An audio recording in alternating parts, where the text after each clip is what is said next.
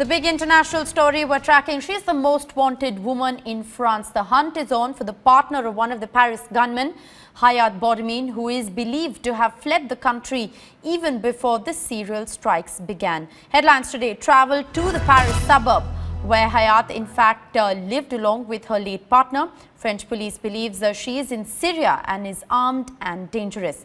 The 26-year-old is reported to have married one of the gunmen, Amélie Coliblet, who stormed a Jewish store and killed 4 hostages there last week.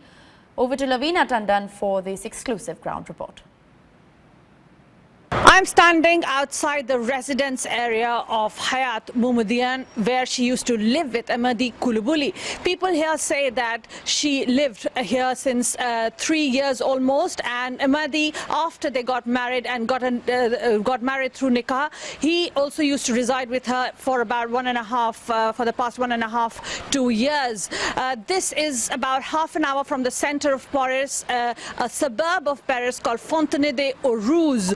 And people here, when we came, are really now tired of journalists and police attention at this point in time. They have actually almost been hostile. When I was shooting inside, they called the police and they didn't want people here. They're tired of the attention that they have been getting. But unofficially, however many people I have spoken to, including people who know the neighbors and the neighbors, they had no clue that these two had any such thing going in their minds, or they were very good people. They said helping people, quiet, never untoward incident happened in relation to them, and all that they got to know about all this is through media, and it came as an absolute surprise. And now they feel quite tired of all the attention that they have been getting. As we know, Hayat Boudimin now actually must be in Syria. That's what the last information has been, and she might have been in Syria all the while, all through all the attacks that have happened. But still, she happens and will be a very strong and important link to the series of entire events, because now introspection is going to happen within France, within the France security, to really understand and realize what and where they went wrong to have missed people who were under surveillance just 6 months before this incident happened, and they were taken off surveillance. As far as Hayat goes, she is 26-year-old, married to Amélie, and now in Syria. She used to work as a cashier, but after she took to niqab, she had to lose her job because niqab is not allowed in official places here in Paris. And she stayed with him. She was an accomplice. We know she was in constant touch with the younger brother's wife, Kouachi brother.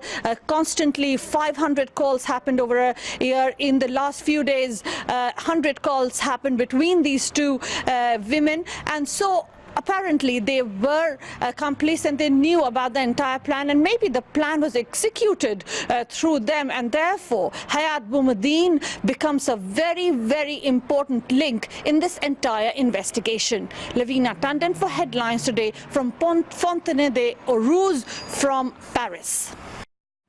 All right, Lavina Tandon now joins us live from Paris. Lavina, you know, that's a crucial report that you filed about Hayat. She's believed to be in Syria, but you're also saying that she is an important person in, you know, as far as the investigations go, she's an accomplice in the shooting. Lavina, could you give us some clarity on whether she was in fact in Paris and managed to escape back to Syria, or, you know, the entire duration of this attack taking place in Paris over the course of those 3 days, she was in fact in Syria itself? No, now the latest reports are that she definitely was in fact crossing Paris as Amélie, her husband, was shooting in Montrouge, and then of course in the kosher shop. So she had a ticket on the 2nd of January from Madrid to from Istanbul, and she was crossing possibly Syria on the 8th when this entire shooting was happened. She was due back on 9th of January. She had a ticket back to France, which of course after all that had happened she did not take, and her last phone signal was tracked in Syria. Now why I say she is a crucial factor in this entire series of events is because the 500 calls that have happened, surely between these two groups, it seems like they have executed or exchanged crucial information through these two women, and women, Right. women recruits have been a very latest trend with these because they help to be very good covers, and possibly they were used as covers.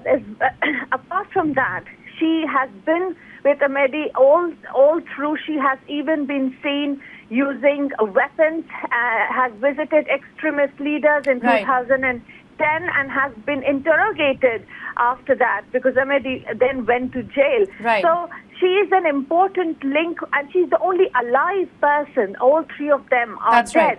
She's the only person alive to say how they got hold of these Kalashnikovs, hand grenade, and all the series of sophisticated weapons. Also, who financed them? Because when I went yesterday to their Fontenay aux Rouges, the place where they live is not a social housing place. It's a private a compound where Right. the rent of the place is 1,000 to 1,500 euros, and she has been living there for 3 years.